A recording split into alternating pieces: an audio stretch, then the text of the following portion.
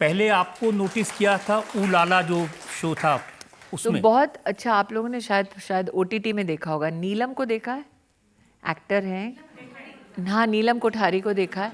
तो एक दिन वो बीमार पड़ गई, तो बीमार हो गई तो प्रोड्यूसर ने कहा भाई एक लड़की थी हिंदी भाषी, उसको बुलाओ। तो मैं पहुंची, मैंने कहा हाँ जी बताइए। कहते तुम हिंदी पढ़ लेती हो? मैंने कहा हाँ, ये बड़ा अजीब सवाल है। तो मैंने कहा तुम ये एक्टर बीमार हो गई हैं, तुमको ये पात्र करना है, फटाफट कर दोगी? तो इन लोगों को लगा नई लड़की है तो इसको बड़ा टाइम लगेगा, तो 9 घंटे की शिफ्ट हुई। तो मैंने तो झटपट पढ़ दिया, 1 घंटे में काम ख़त्म कर दिया, 8 घंटे बचे थे। तो उन्होंने कहा ये तो बड़ा किफ़ायती बच्चा है। तो सब प्रोड्यूसर्स ने एक दूसरे को फ़ोन किया कि एक बच्चा है, किफ़ायती है, पैसे भी ज़्यादा नहीं लेता, मज़दूर की तरह काम करता है, इसको नौकरी देते हैं।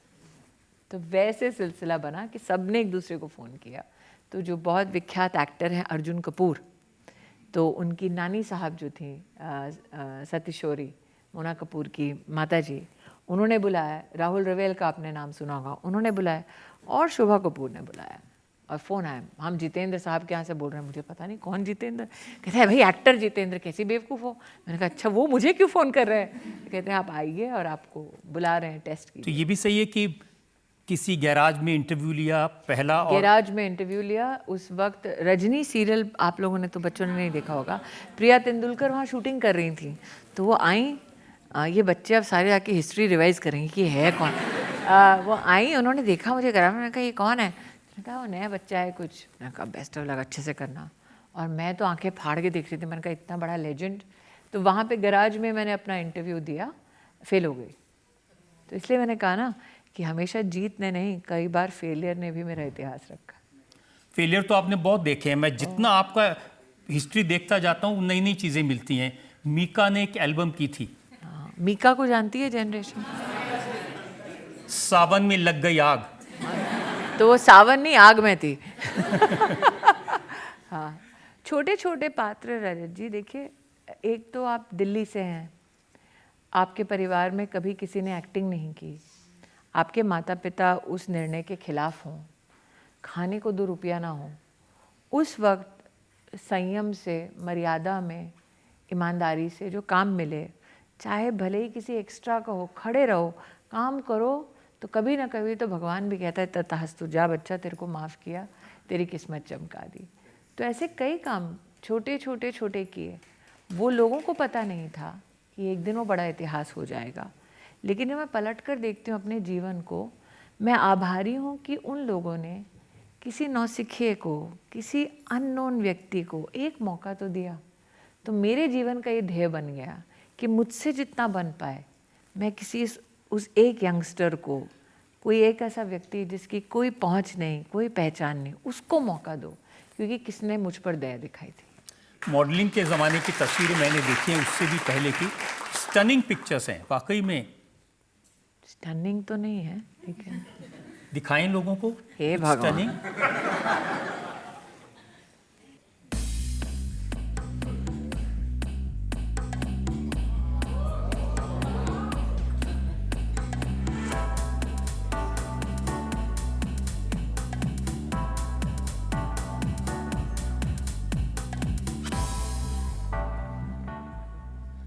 क्योंकि स्मृति भी कभी पतली थी। ये मिस इंडिया की तस्वीरें हैं। आज मुझे देख के लगता नहीं है, लेकिन मैं मिस इंडिया फाइनलिस्ट रह चुकी हूँ। ये सारी चीजें आज याद लेकिन आज करने मैं की- जनता को बता दूं, एक चीज का खुलासा रजत जी भी नहीं कर रहे हैं।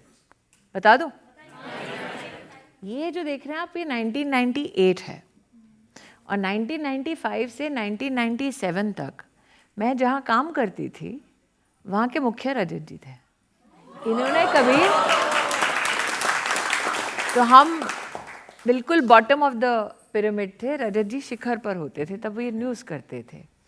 जी न्यूज़ में थे, और गोवा में स्ट्रिंगर थी स्मृति ईरानी। तो क्या पता एक दिन आप अपने बॉस के कटघरे में उपलब्धियों के बाद हाजिर हो। तो मुझे लगता है कई लोगों ने, आज आप जिस अदालत में आए हैं, जिस आप बिल्डिंग में हैं, उस बिल्डिंग की नींव को मैंने देखा है। मैं जब देश की राजनीति में पहली बार दिल्ली आई तब वहाँ पर भीड़ को दूर से देखते हुए रजत शर्मा थे। बहुत पुरानी बातें आप याद दिला रही हैं। मैं याद दिला रही हूँ कि ऐसा नहीं कि मैं ही उम्र दराज हूँ।